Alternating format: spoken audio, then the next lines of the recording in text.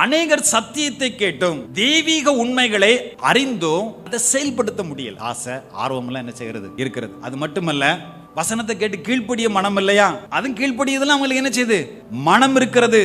ஏன் அதை நடைமுறைப்படுத்தலன்னா அதே தான் பிரச்சனை. சரியான மனம் திரும்புதல் இல்லை, ஆரோக்கியமான விசுவாசம் இல்லை. சரியான மனம் திரும்புதல், ஒரு சரியான விசுவாசம் ஒரு மனிதனுடைய வாழ்க்கையில இருக்கும்போது அவன் தேவனுக்காக செயல்பட வேண்டிய பரிசுத்த வலிமைகளை அவன் கொடுக்கக்கூடியதாக இருக்கிறது. அதனால தான் இயேசு அழகா சொன்னார், நல்ல நிலத்தில் விதைக்கப்பட்டவன் வசனத்தை கேட்கிறவனும் உணர்கிறவனுமாயிருந்து 100ஆக 60ஆக 30ஆக என்ன செய்வான், பலன் கொடுப்பான். இப்ப 100 30 சண்டை போடுமா. 100 இருக்கக்கூடியவன் 30 எப்படி நடத்தணும்னு சொல்லி 30 தெரியும். நான் அந்த லெக்க என்ன செய்யணும், அடையணும். 30 60 பார்க்கும், 60 100 பார்க்கும். ஏனென்றால் அடிப்படை அந்த மனம் திரும்புதல் சரியாக இருக்கிற நேரத்தில் அதனுடைய விளைவுகளும் சரியாக இருக்கும்.